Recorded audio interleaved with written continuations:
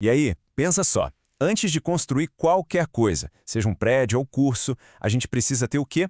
Uma planta, um projeto sólido. E é exatamente isso que a gente vai fazer hoje. Detalhar essa planta, esse projeto, para um programa de treinamento de desenvolvedores cidadãos. O foco vai ser total na fase mais crítica de todas, a análise. A gente vai descobrir como garantir o sucesso antes mesmo de colocar a primeira pedra.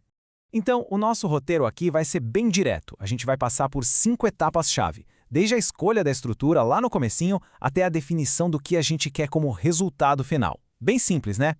Ok, começando pelo começo. O primeiro passo em qualquer projeto de design instrucional é escolher a estrutura que vai guiar tudo.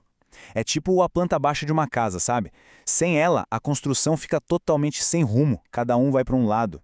E essa é a grande pergunta, né? Por onde começar na hora de criar um curso novo? Essa dúvida de por onde eu começo pode ser paralisante de verdade. Mas a resposta, no fundo, é simples. A gente precisa de um método, uma abordagem que seja estruturada. Olha, um dos modelos mais famosos para isso é o ADDI. Claro, existem outros, tipo o SAM, mas o que importa é que os princípios básicos, análise, design e desenvolvimento, são os mesmos em todos eles. O segredo é ter um método, não importa qual. E aqui, gente, está o ponto central de tudo. Tudo começa com a análise. Isso não é negociável. É a base, o alicerce, onde todo o resto do projeto vai ser construído. Se pular ou fizer essa parte correndo, é pedir para ter dor de cabeça lá na frente, com certeza. Beleza, então a gente tem a nossa estrutura. Agora, a primeira pergunta que a gente tem que se fazer na fase de análise é sobre o porquê. Por que a gente está fazendo isso? A gente precisa ter certeza que esse treinamento não está sendo criado no vácuo, sabe? Ele precisa servir a um propósito maior dentro da empresa.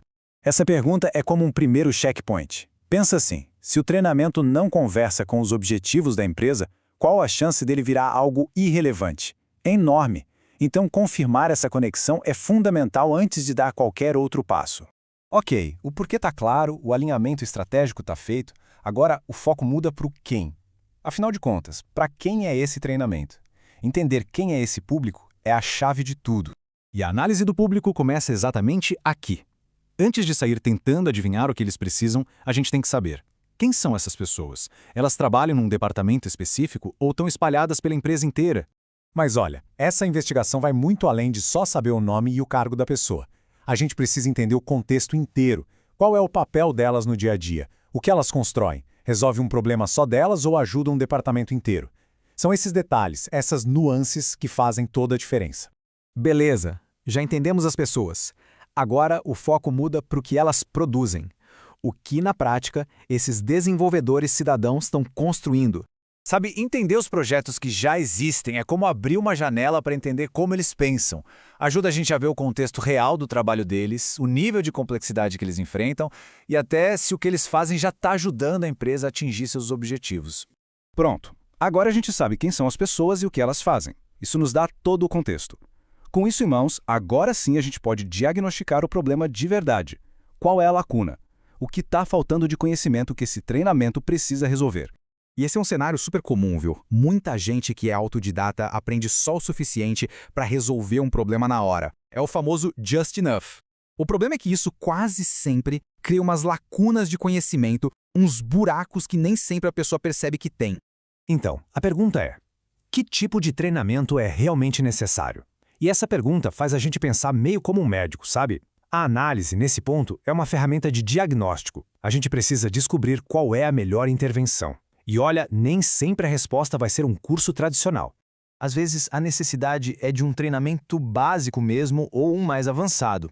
Mas a solução pode ser outra, até mais criativa. Quem sabe o que está faltando mesmo é um coaching, uma mentoria, ou até criar uma comunidade para essas pessoas trocarem figurinhas e aprenderem juntas.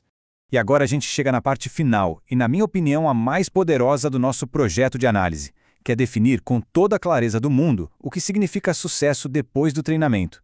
Ou seja, como a pessoa vai ser diferente depois de passar por ele? Olha, essa pergunta é, talvez, a mais importante de todo o processo. A resposta para ela vai dar clareza, vai dar uma direção para todo o projeto. É como definir o destino no GPS antes mesmo de ligar o carro e começar a viagem. E a resposta concreta para essa pergunta é o que a gente chama de modelo mental. Pensa nisso como se fosse uma planta de como o conhecimento vai ficar organizado na cabeça da pessoa. É literalmente um mapa visual do resultado que a gente quer atingir. E com isso a gente transformou uma ideia abstrata em um processo bem concreto.